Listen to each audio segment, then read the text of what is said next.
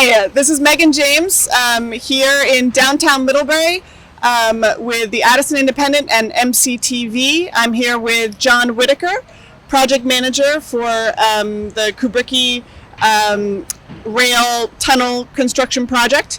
And we're here to talk about what's happening this week. I'm first going to talk a little bit where it's a little louder this week than it was last week. John's going to tell us a couple of things that are making so much noise this time are maybe not what you thought they would be. It's not the biggest thing. It's actually a small little vehicle. John, tell us what that vehicle is doing and why it makes so much noise. So what you're hearing in the background is us building out our crane pads.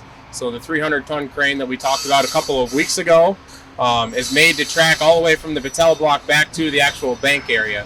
So what they're doing right now is leveling up that area so that that crane is sitting nice and flush, nice and level on a well-compacted ground. So the loud noises you hear in the background, the screeching, is the actual excavator moving the actual soil and materials. And then the loud vibration noises that we were hearing before is actually a small little roller compacting that material to make sure that it's well compacted and not loose underneath the crane. Thanks. So this week you are... The big thing starting this week is the construction of the tunnel itself. So tell us a little bit about what are you're compacting the ground. That's the sort of the final thing you need to do before that goes into place. Tell us about how that part of the project will begin and when you expect that to happen. So right now what we're actually doing is we are starting to get towards the end of our excavation towards the south end. So we're going to continue excavating going that way.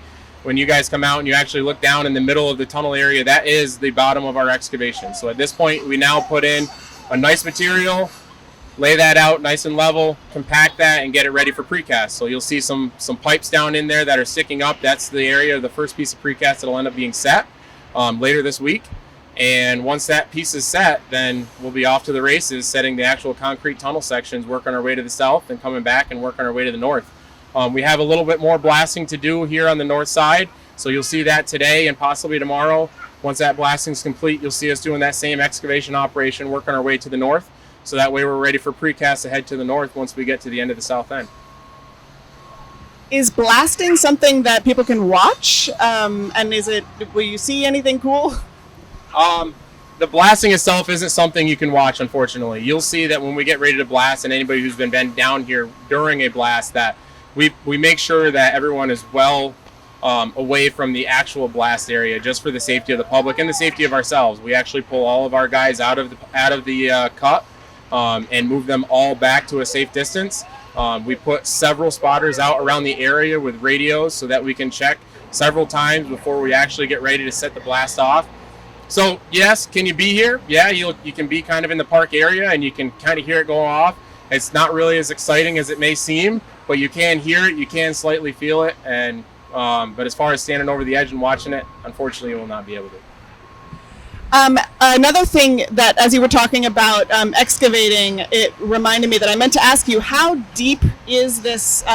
Is the trench right now, and how much deeper is that than it was before? The excavation is probably, average around 15 feet deeper than what the rail was before. So from where we're standing now, you're probably at a 30 or 35 foot cut. So that's basically going to be the bottom of your precast, and your precast is going to come up to within a couple feet of the final existing grade. So that's pretty much going to be the height of your tunnel.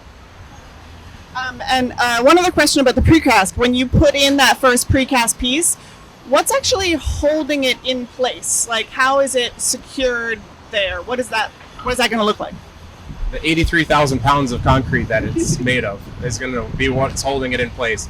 That one's going to be set to as perfect as we can get it, because obviously everything working off of that, if that's slightly tilted, that tilt could run out and put us in a spot that we don't want to be. So that first piece of precast, once it's set, you'll see us playing with that quite a bit to make sure we like exactly where that thing is.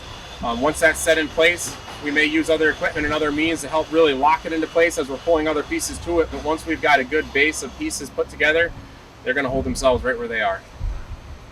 Awesome, thank you. And I'm assuming those are going to be lowered by the giant 300-ton crane. That's how they'll get in there. Correct. Right. Okay, great.